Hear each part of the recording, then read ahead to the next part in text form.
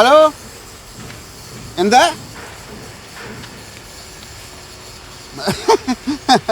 ഒന്ന് ചുമ്മാ ഇരിക്കലേ.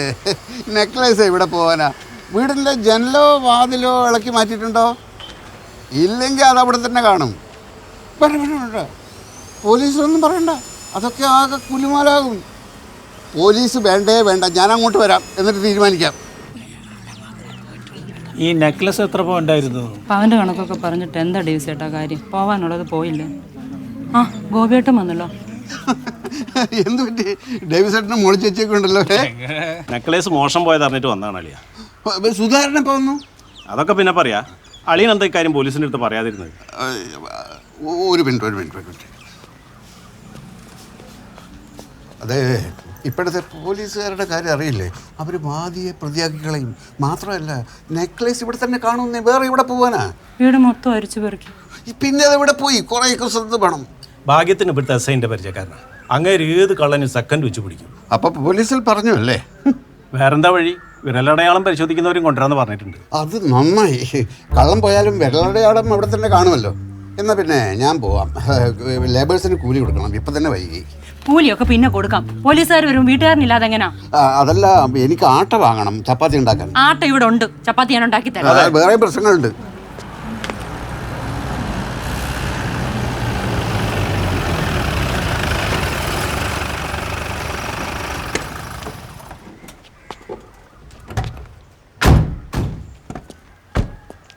നമസ്കാരം സാറേ. നമസ്കാരം.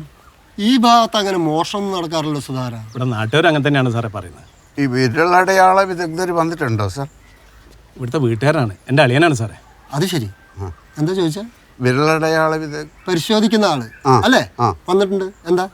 അല്ല, ഞങ്ങൾ വീട്ടുകാരുടെ എല്ലാവരുടെയും വിരലടയാളം ആ മുറിയിൽ ഇഷ്ടംപോലെ കാണുമല്ലോ. അതിൻ്റെ ഇടയിൽ ഈ കള്ളൻ്റെ വിരലടയാളം മാത്രമായിട്ട് വേർതിരിച്ചെടുക്കാൻ പറ്റുമോ സാർ? എവിടെ ജോലി ചെയ്യുന്നത്? അളിയൻ ഈ ബംഗാളി ബീഹാറി ലേബേഴ്സിനെ സപ്ലൈ ചെയ്യുന്ന ആളാണ് സാറേ. ആണോ? എനിക്ക് മറ്റൊരു കേസിൽപ്പെട്ട ഒരു ബീഹാറിയെ പറ്റി ചില കാര്യങ്ങൾ അറിയാനുണ്ട്. ഒരു മിനിറ്റ് ഒന്ന് വന്നേ. ഞങ്ങളുടെ അവിടെ ബീഹാറികളില്ല, മുഴുവൻ ഒറീസക്കാരാ സാറേ. അത് സാരല്ലേ, വരൂ.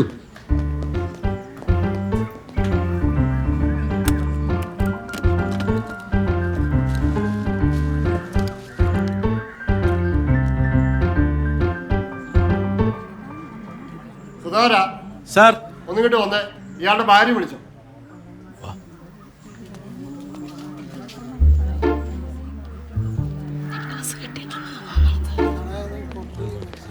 എല്ലാവരും പോയിക്കോളും. ഇവിടെ മാലൊന്നും മോശം പോയില്ല. പോയിക്കോളും. ശരി, പോയിക്കോളും.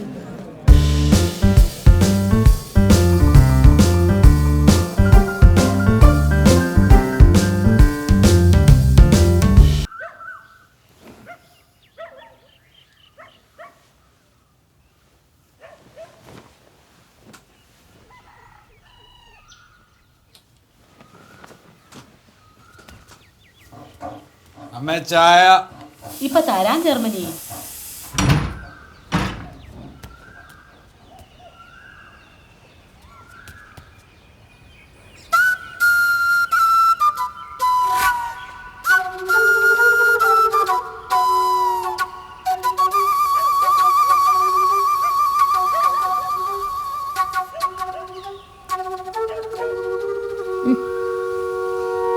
എന്നാൽ പുറപ്പെടുമല്ലേ?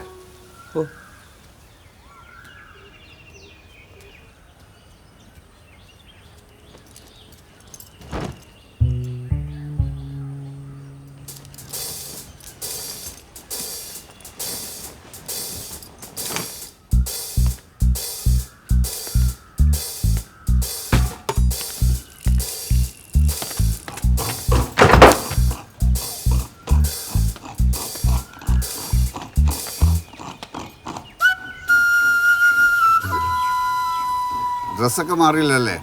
ഇനി ആ ബാഗും കൂടി എടുത്തു. നല്ല കാറ്റ് അല്ലേ? ചുട്ടുകൊള്ളുന്ന കാറ്റ. എനിക്കിപ്പം അങ്ങനെ തോന്നുന്നതിൽ തെറ്റില്ല. ജസ്റ്റ് മിസ്സാ, അല്ലെങ്കിൽ ആ പട്ടി എന്നെ കൊന്നേനെ. ഗോപാൽജി ഒന്ന് ആലോചിക്കും, ഒരു നെക്ലസിന് വേണ്ടി എന്നെ വീണ്ടും കുറയ്ക്കൂ.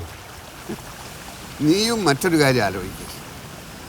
ശത്രു സൈന്യത്തിൻ്റെ യന്ത്രത്തോക്കും ബോംബും. അത് കണ്ട് ഇന്ത്യ പട്ടാളക്കാർ പേടിച്ചോടിയാൽ ഇന്ത്യയുടെ സ്ഥിതി എന്താവും? ഇതെത്രയോ നിസ്സാരം. ഒരു കുട്ടി, ഒരു പട്ടി, അത് നമുക്ക് ശരിയാക്കാം.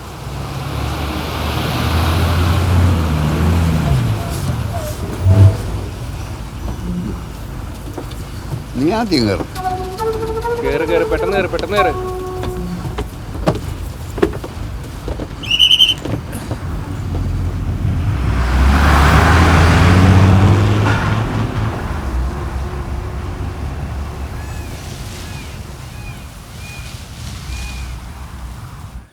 ഉച്ചയ്ക്ക് കുറച്ച് അവിയലുണ്ടാക്കട്ടെ മോളെ, കഴിക്കുമോ? എനിക്ക് ചപ്പാത്തിയും ചമ്മന്തി മതി.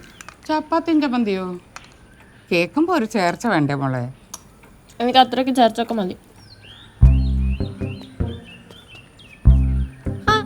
ഇതാര്? വാ.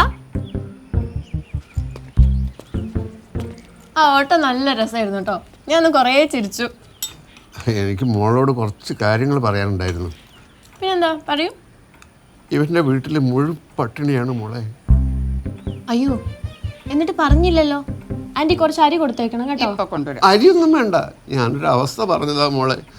7 കൊല്ലമായിട്ട് ഇവൻ്റെ അച്ഛൻ തളർവാദം വന്ന് കിടപ്പില്ല. അയ്യോ പാവം. അമ്മയ്ക്ക് ഭ്രാന്ത്, ചങ്ങല കിട്ടിരിക്കുക. അയ്യോ 2 പെങ്ങന്മാരുള്ളത്, 2 കണ്ണുകുട്ടികളാണ്. എന്റെ കർത്താവേ, ഒരു കുടുംബത്തിന് എന്തിനാ ഇങ്ങനെ തീ തെറ്റിക്കുന്നേ? തെറ്റ് ചെയ്യുമ്പോൾ ശിക്ഷിക്കണ്ട എന്നല്ല ഞാൻ പറയുന്നത്. ഇപ്പം ഇവന് ഭയങ്കര മുട്ടുവേദനയാണ്, ഓടാൻ ബുദ്ധിമുട്ടാണ്. അതുകൊണ്ട് തൽക്കാലം മോള് പട്ടിയെ ഒഴിവാക്കണം. മുട്ടുവേദന മാറിയാൽ? മുട്ടുവേദന മാറിയാൽ ഇഷ്ടം പോലെ ഓടിച്ചോ. അതിനുമുമ്പ് ബിസ്ക്കറ്റൊക്കെ കൊടുത്ത് പട്ടിയെ മരിക്കാൻ മതി. പറഞ്ഞല്ലോ മോളെ, അച്ഛന് തളർവാദം, അമ്മയ്ക്ക് ഭ്രാന്ത്, കണ്ണ് കാണാത്ത 2 സഹോദരിമാർ. കുറച്ച് കരുണ കാണിക്കണം മോളെ കേട്ടോ. പോട്ടെ, ഇപ്പോൾ ഞാൻ പോട്ടെ. പോട്ടടാ.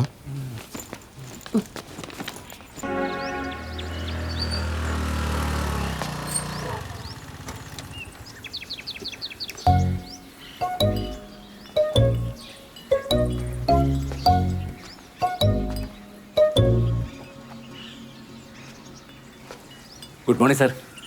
Good morning. ഞാൻ നന്ദകുമാർ, ഗൾഫിലായിരുന്നു. സാറിന് എന്നെ മനസ്സിലായോ? ഒരു 10 വർഷം മുമ്പ് സാർ അജ്മാനിലൊരു ഫംഗ്ഷൻ വന്നപ്പോൾ സാറിനെ പൊന്നാടി അണിയിച്ച് ഞാനായിരുന്നു. ഇപ്പോൾ ഓർമ്മ വന്നോ? ഓ, 10 വർഷം മുമ്പ് പൊന്നാടി അണിയിച്ച ഒരാളെ ഞാൻ മറക്കുക? ഇന്ന് രാവിലെ 9:30 വരെ ഞാൻ നിങ്ങളെ ഓർത്തോണ്ടിരിക്കുകയായിരുന്നു. അല്ല, ഞാനിപ്പോൾ ഗൾഫൊക്കെ വിട്ടു. നാട്ടിൽ ചെറിയൊരു സംരംഭം, ഇങ്ങനെ ഈ ഓർഗാനിക് കറി പൗഡറിൻ്റെ ഒക്കെ. സാർ അതിൻ്റെയൊക്കെ ഒരാളാണല്ലോ. ഞാൻ ഒന്നിൻ്റെ ഒരാളുമല്ല. വിഷമില്ലാത്ത ഭക്ഷണം ജനങ്ങൾക്ക് കിട്ടണം എന്നൊരു ചെറിയ ആഗ്രഹം മാത്രമേ ഉള്ളൂ. അത് തന്നെയാണ് സാർ എൻ്റെ ഉദ്ദേശവും. ഇതാ കണ്ടോ, 100% ഓർഗാനിക്കാ. സാറിന് സംശയം ഉണ്ടെങ്കിൽ നാസയുടെ ലാബറട്ടറി കൊണ്ട് പരിശോധിക്കാം. എവിടെ? അമേരിക്കയിൽ നാസയുടെ ലാബിൽ. എന്നാൽ നന്നിട്ടൊരു കാര്യം ചെയ്യും, ഈ മസാലപ്പൊടി നാസയെ കൊണ്ടുപോയി ടെസ്റ്റ് ചെയ്തിട്ട് അതിൻ്റെ റിസൾട്ടും കൊണ്ടുപോവാ. അല്ല, അത്രയ്ക്ക് ഓതന്റിക്കാന്ന് പറയായിരുന്നു സാർ. പ്രവാസി മസാലപ്പൊടിക്ക് പറ്റിയ പേര്. മിഥുനത്തിലെ ദാഷായണി ബിസ്ക്കറ്റിനൊക്കെ ബെറ്റർ അല്ലേ സാർ? സാറേ, ഞാൻ ഈ പ്രവാസി അസോസിയേഷനൊക്കെ ആയിട്ട് ബന്ധപ്പെട്ട് കുറച്ച് ആക്റ്റീവ് ആയിരുന്നുകൊണ്ട് പ്രവാസി നന്ദൻ എന്നൊരു ഇരട്ട പേര് കൂടി ഉണ്ട്. അല്ല, ഈ പേരിന്റെ പേരിൽ അതും കൂടി ഉണ്ടെന്ന് പറയായിരുന്നു. സാർ, ഇതൊക്കെ ഇവിടെ ഇരിക്കട്ടെ. ചേച്ചിയോടൊന്ന് ഉപയോഗിച്ച് നോക്കാൻ പറഞ്ഞിട്ട് റിസൾട്ട് ഞാൻ അടുത്ത പ്രാവശ്യം വരുമ്പോൾ പറഞ്ഞാൽ മതി. ഇരിക്കട്ടെ. അപ്പൊ ഞാൻ സാറിന്റെ സമയം കളയുന്നില്ല, എഴുത്ത് കിടക്കട്ടെ.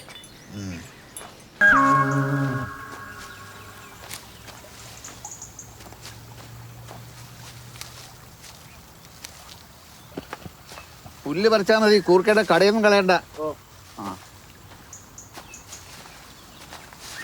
ഗുഡ് മോർണിംഗ് സാറേ. രാവിലെ തന്നെ തോട്ടത്തിലേക്ക് ഇറങ്ങിയില്ലേ? തന്നെ ഞാൻ വിളിക്കണമെന്ന് വിചാരിച്ചിരിക്കുകയായിരുന്നു. അതായത് നാസയുടെ ലാബിലൊന്നും പോയി എന്നെ ടെസ്റ്റ് ചെയ്യണ്ട. തൻ്റെ മഞ്ഞപ്പൊടി മുളകൊടി ഗംഭീരമാണ്, ശരിക്കും വീട്ടിലുണ്ടാക്കിയതുപോലെ. എൻ്റെ ഭാര്യ വിമലക്കും വളരെ ഇഷ്ടപ്പെട്ടു. ഓ, സാറിന്റെ നാവിന്നൊക്കെ ഇങ്ങനെ ഒരു കമന്റ് കേൾക്കാന്ന് വെച്ചാൽ ഈശ്വരാനുഗ്രഹം സാറേ. അതിൻ്റെ ക്രെഡിറ്റ് ഈശ്വരനൊന്നും കൊടുക്കണ്ട, തൻ്റെ ആത്മാർത്ഥതയ്ക്കുള്ളതാണ്.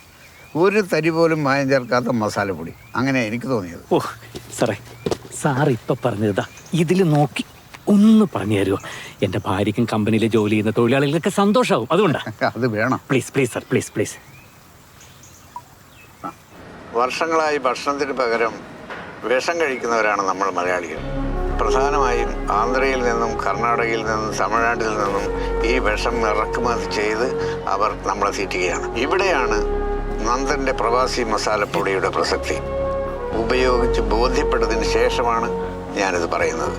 ഈ സത്യസന്ധത നിലനിർത്താൻ പ്രവാസിയുടെ പ്രവർത്തകർക്കെന്നും സാധിക്കട്ടെ എന്ന് ഞാൻ ആശംസിക്കുകയാണ്. ഗ്രേറ്റ്, ഇതാണ് പരസ്യം. ഇത് പക്ഷേ ഇങ്ങനെ നിന്റെ ഫോണിനകത്ത് മാത്രം ഇരുന്നിട്ട് ഒരു കാര്യമില്ല. നാട്ടുകാർ കാണണം. ശ്രീനിവാസനെ പോലൊരാൾ ഇത്ര സിൻസിയറായിട്ട് പറയുമ്പോൾ ജനങ്ങളതും അവർ പ്രവാസി കറി പൗഡർ ചോദിച്ചു വരും. അത് കറക്റ്റാ. അങ്ങനെ ചെയ്താൽ മൊത്തത്തിലൊരു ഓളുണ്ടാവും. അല്ല, ഇതിപ്പോൾ ഞാൻ എന്ത് ചെയ്യണമെന്നാ നീ പറയുന്നു? Leave it to me man. ഇത് സോഷ്യൽ മീഡിയയിൽ ഒന്ന് കയറിയാണ്. ഡിജിറ്റൽ മാർക്കറ്റിംഗ് ആണല്ലോ ഇപ്പോഴത്തെ ഒരു ട്രെൻഡ്. ഇതൊന്ന് എഡിറ്റ് ചെയ്ത് വൈറലാക്കും. അത് ഞാൻ ഏറ്റു.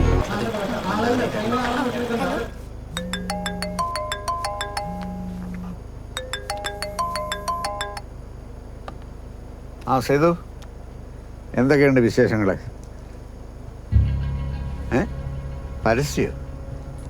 പരസ്യത്തിലൊന്നും ഞാൻ അഭിനയിച്ചിട്ടില്ലല്ലോ. പരസ്യത്തിന് വേണ്ടി ചെയ്തതൊന്നല്ലത്. വൈറലായിക്കോട്ടെ, എനിക്കതൊന്നും പ്രശ്നമല്ല. സേതൊരു കാര്യം ചെയ്യ്, അതെൻ്റെ വാട്സപ്പിലോട്ട് നയക്ക്. ശ്രീനിവാസന്റെ വീഡിയോ വന്നതിന് ശേഷം ഒരു അനക്കമൊക്കെ വെച്ചിട്ടുണ്ട്. വരട്ടെ, അനക്കം വരട്ടെ. പ്രൊഡക്ഷനൊക്കെ ഇത്തിരി കൂടി കൂട്ടണം. ദൈവമേ, ശ്രീനിവാസൻ സാറോ? സാറിന്റെ കാര്യം പറഞ്ഞപ്പോൾ നാവെടുത്തേ ഉള്ളൂ. ഇന്ന് ഉച്ചയ്ക്ക് ശേഷം. ഓ, ഞാൻ ടോട്ടൽ ഫ്രീയാ. ഓ പവിഴമല്ലിപ്പൂത്തുലഞ്ഞ നീലവാനം പ്രണയാലി പുഞ്ചിരിച്ച വെറുതെ ഒന്ന് കാണാനല്ലേ അങ്ങനെ വിളിപ്പിച്ചത്, അല്ലാതെ സിനിമയിൽ അഭിനയിപ്പിക്കാനൊന്നും അല്ലല്ലോ. ആർക്കറിയാം, ഉച്ച തിരിഞ്ഞ് വീട്ടിലേക്കൊന്ന് ചെല്ലുമെന്ന് ചോദിച്ചിട്ടുള്ളൂ. എന്തായാലും മൂപ്പർക്ക് എന്നോടൊരു അടുപ്പം ഫീൽ ചെയ്തിട്ടുണ്ട്. വലിയ വലിയ സുഹൃത്ത് ബന്ധങ്ങളെ കൂടുതലെടുക്കുന്നത് ഇങ്ങനെയാണ്. സിനിമയിൽ എനിക്ക് മീറ്റ് ചെയ്യണമെന്ന് തോന്നിയിട്ടുള്ള ഒരേ ഒരു സെലിബ്രിറ്റിയാ ശ്രീനിവാസൻ. എങ്കിൽ നീയും വാ. നീ മാത്രമാക്കണ്ട, മോളെയും കൂടി കൂട്ടിക്കോ. അതൊന്നും അദ്ദേഹത്തിന് ഇഷ്ടാവില്ല. നന്ദേട്ടൻ പോയിട്ട് വാ. എടി, നീ സ്ക്രീനിൽ കാണുന്ന ആളെയല്ല ശ്രീനിവാസൻ. ഭയങ്കര ഫ്രണ്ട്ലിയാ. നീ വേറെ റെഡിയാവും. ഇതൊക്കെ എന്തിനാ ഈ ചെടിയും വള്ളിയൊക്കെ? ജൈവ കൃഷിയിൽ താല്പര്യമുള്ള ആളുകൾക്ക് ഇങ്ങനെ ചില സാധനങ്ങൾ കിട്ടുന്നത് വലിയ ഇഷ്ടമാണ്. വണ്ടി നന്ദേട്ടൻ ഓടിച്ചു. വേണ്ട, നീ ഓടിച്ചാൽ മതി. കണ്ടില്ലേ മോളെ അച്ഛൻ്റെ ഈഗോ. എന്റെ വീട്ടുകാർ തന്ന കാറായതുകൊണ്ടാ ഈ ദുരഭിമാനം. അച്ഛൻ്റെ ഇവിടുത്തെ ലൈസൻസ് എക്സ്പയറി ആയി. പിന്നെ ദുബായ് ലൈസൻസ് ഇങ്ങോട്ട് മാറ്റണമെങ്കിൽ ആ RT ഓഫീസിന് അവിടെ പോയിട്ട് കാത്തു കെട്ടി കിടക്കണം. ഈ തിരക്കൊക്കെ ഒന്ന് ഒഴിഞ്ഞിട്ട് മാറ്റാന്ന് വിചാരിച്ചിട്ടാ. അല്ലാതെ നമുക്ക് എന്തൊന്നും ഈഗോ. നീ നോക്കിക്കോപ്പു, സ്വന്തമായി വേറെ കാറ് വാങ്ങുന്നത് വരെ അച്ഛൻ ലൈസൻസ് പുതുക്കില്ല. നീ വണ്ടി എടുക്ക്.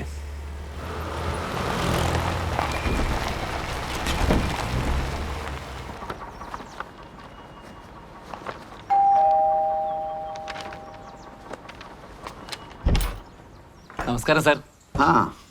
അധികം വൈകാതെ തനിക്കൊരു വക്കീൽ നോട്ടീസ് വരും. അത് പറയാനാണ് വിളിച്ചത്. അയ്യോ, എന്തിനാണ് സാർ? പേഴ്സണലായിട്ട് ഞാൻ തന്ന സ്റ്റേറ്റ്മെന്റ് വെച്ച് തൻ്റെ മസാലപ്പൊടിയുടെ പരസ്യം ചെയ്യാൻ ആരോട് തനിക്ക് അനുവാദം തന്നത്? അയ്യോ സാർ, പരസ്യമായിട്ടൊന്നുമില്ല. എൻ്റെ ഫാമിലി ഗ്രൂപ്പിലും ഫ്രണ്ട്സിന്റെ ഗ്രൂപ്പിലൊക്കെ ഒന്ന് ഷെയർ ചെയ്തു, അത്രേ ഉള്ളൂ. അതൊക്കെ എനിക്ക് കോടതി പറഞ്ഞാൽ മതി. തൻ്റെ പേരിൽ ഞാൻ ചീറ്റിംഗ് കേസാണ് കൊടുക്കാൻ പോകുന്നത്. IPC 420 പ്രകാരം 3 വർഷം മുതൽ 7 വർഷം വരെ തടവ് ശിക്ഷ കിട്ടും. അതിൻ്റെ കൂടെ സൈബർ ക്രൈം കൂടി ചേരുമ്പോൾ 2 വർഷം വേറെയും കിട്ടും. അപ്പോൾ പിന്നെ തൻ്റെ മസാലപ്പൊടി ജയിലിൽ വെച്ചുണ്ടാക്കാം. സോറി സാർ, ഞാനിത് ഇപ്പൊ തന്നെ ഡിലീറ്റ് ചെയ്തേക്കാം. അറിയാതെ പറ്റിപ്പോയതാ, സോറി. എൻ്റെ ഭാര്യയും മോളുമാണ് സാർ. സാറിന് ഭയങ്കര ഇഷ്ടമായതുകൊണ്ട് കൂടെ കൂട്ടിയതാ. ഇത് ഇപ്പൊ തന്നെ ഡിലീറ്റ് ചെയ്തേക്കാം. പണ്ട് ഞങ്ങൾ അജ്മാനിലെ സുഹൃത്തുക്കളായിരുന്നു. ആ സൗഹൃദത്തിൻ്റെ പേരിൽ തമാശകൊന്നും തട്ടിക്കറിയതാ. ഓ, ഞാൻ പേടിച്ചു പോയി. Hello Lawrence. ലൈൻ കട്ടായി. അല്ല, ആളെ കിട്ടിക്കഴിഞ്ഞാൽ 5 മിനിറ്റ് കൊണ്ട് ഡിലീറ്റ് ചെയ്തേക്കാം. ഇനിയിപ്പോൾ ഡിലീറ്റ് ഒന്നും ചെയ്യണ്ട, എല്ലാവരും കണ്ടു കഴിഞ്ഞില്ലേ. പക്ഷെ ക്വാളിറ്റിയിൽ ഒരു കോംപ്രമൈസ് പാടില്ല. അതൊരിക്കലും ഉണ്ടാവില്ല സാർ. മായം ചേർത്തൊരു സാധനം പ്രവാസിന്ന് പുറത്തേക്ക് പോവില്ല. അത് മതി. സർ, ഞങ്ങൾക്കൊരു സെൽഫി. പിന്നെന്താ, സെൽഫി എടുത്ത് ഒരു കാപ്പിയും കുടിച്ചിട്ട് പോയാൽ മതി. കുറച്ച് കുരുമുളകിന്റെ തൈയാണ്. അന്നെന്താ, ഈ ഫാമിലിയിലല്ലേ?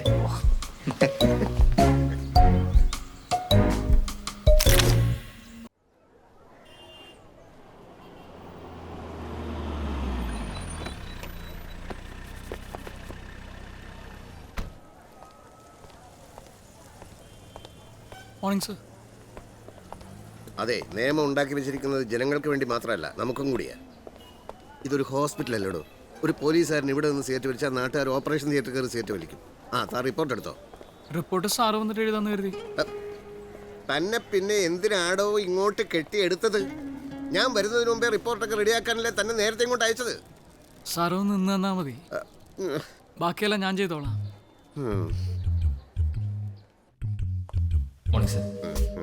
ആ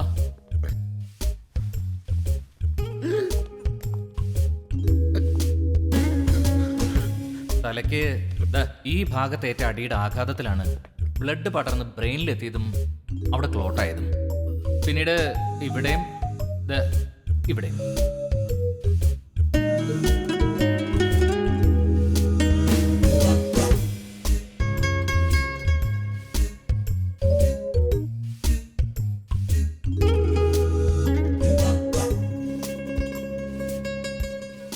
തലയിൽ ഇവിടെയും ഈ ഭാഗത്തുമേറ്റ അടിയുടെ ആഴത്തിലുള്ള മുറിവാണ് മരണത്തിന് കാരണം.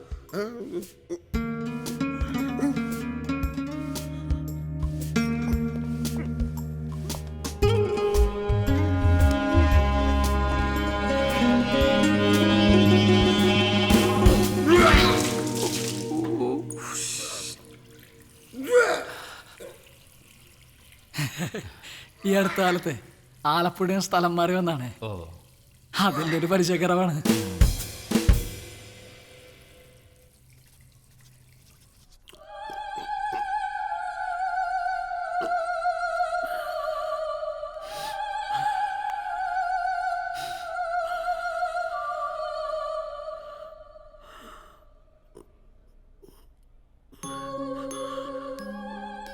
രാമേന്ദ്ര, തനിക്കറിയില്ലേ എൻ്റെ കാര്യം?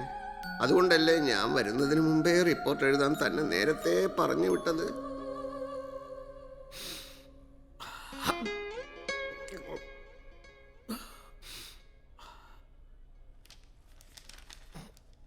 ഭക്ഷണം കഴിച്ചു കഴിഞ്ഞ് വിപിന സന്ധി റെസ്റ്റോറൻറ്റിൽ നിന്ന് ഇറങ്ങി കാറിൽ കയറി ഫ്ലൈറ്റ് ലാൻഡ് ചെയ്യുന്നത് കാണാൻ സംഭവ സ്ഥലത്ത് വന്ന് നിന്നു. ഫ്ലൈറ്റ് ലാൻഡ് ചെയ്യുന്നത് കാണാനോ? അതെന്താ ഇപ്പം ഇത്ര കാണാൻ? അതിനടുത്തൊരു ബൈക്കിൽ 2 ചെറുപ്പക്കാർ വന്ന് നിൽക്കുകയും അതിലൊരാൾ വിപിനെ ആക്രമിക്കുകയും അതുവഴി വന്ന മറ്റൊരാൾ അവരെ രക്ഷിക്കുകയും അക്രമിയെ പിടികൂടാൻ ശ്രമിക്കുകയും ചെയ്യുന്നു. എന്നിട്ട് എനിക്കൊന്നും അറിയില്ല. പെട്ടെന്നുണ്ടായ ഷോക്കിൽ ഞാൻ ആകെ തകർന്നു പോയി. എന്താ ചെയ്യണ്ടെന്ന് അറിയാതെ അരച്ചു നിൽക്കായിരുന്നു ഞാൻ.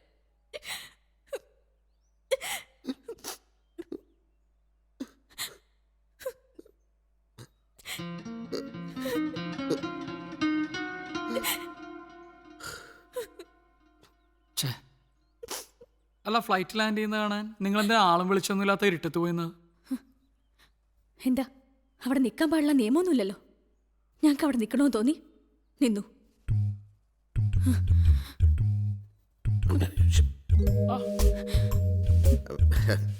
Okay okay, sorry, police procedure.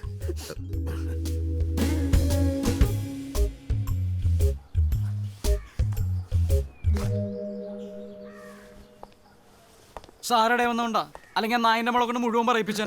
Ramendra, sorry sir. അവരെ അങ്ങനെ ക്വസ്റ്റ്യൻ ചെയ്യാൻ തക്ക തെളിവൊന്നും അവർക്കെതിരെ നമ്മുടെ പക്കലില്ലല്ലോ. പിന്നെന്തിനാ താൻ ഇത്തരം കടുത്ത പ്രയോഗങ്ങൾ നടത്തുന്നേ? അവരെ രക്ഷിച്ചു എന്ന് പറയുന്ന ഒരാളുണ്ടല്ലോ, ഡീറ്റെയിൽസ് കയ്യിലില്ലേ? അയാളെ ഒന്ന് കണ്ടു കളയാം. Okay sir.